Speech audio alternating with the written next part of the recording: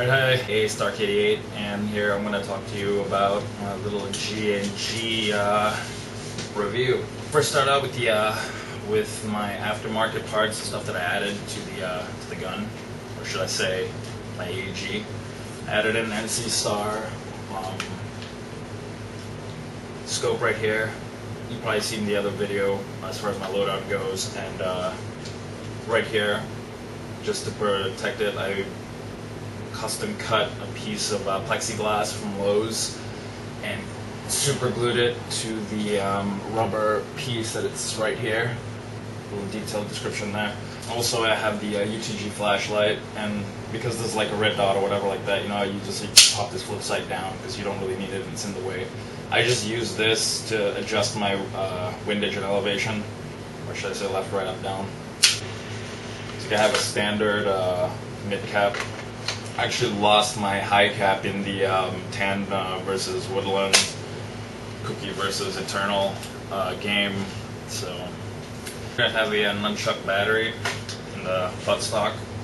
For those of you who's wondering, you know, where it fits or where it goes, this is like, you know, it is a 9.6 1600 milliamp battery, butterfly,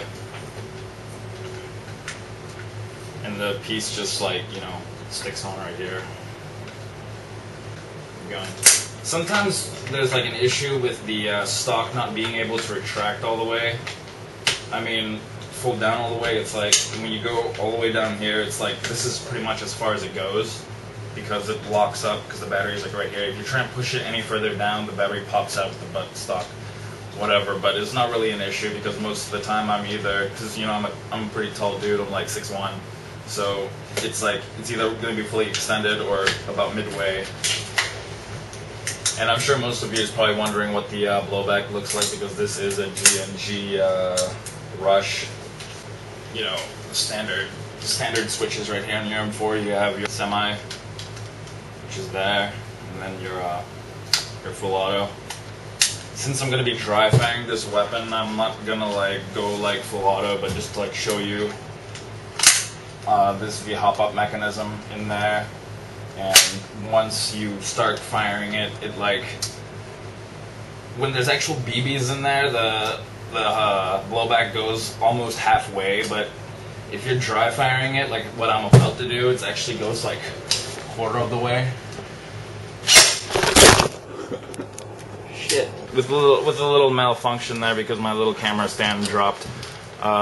Here's what the blowback looks like upon closer inspection.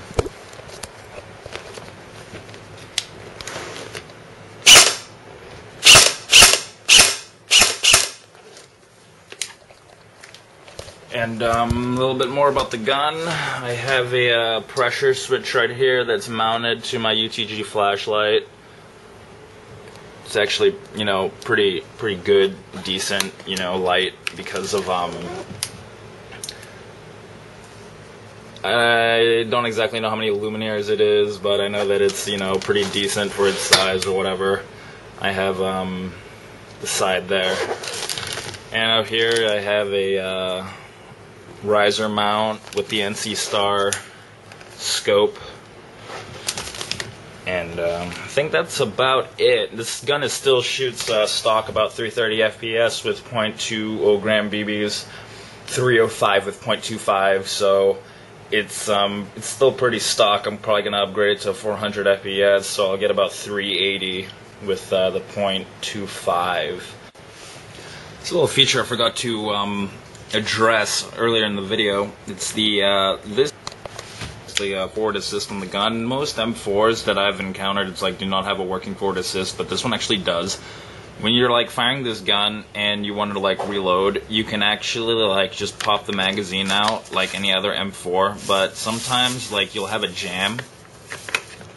Not necessarily a jam, or if you have like any kind of feeding issues with your mid cap, you can just like pop the thing back in, and it's like you go back to safe and push your forward assist a few times, and it'll reset the pistons on the inside of the gearbox, and then you can go back to firing. So it's like it's an actual working forward assist, and this button right here is actually like pretty heavy. So it's like when like you reload or even if you're done playing or whatever, you just push the forward assist to release the tension on the spring, which I thought was a pretty cool feature with the G&G Blowback series.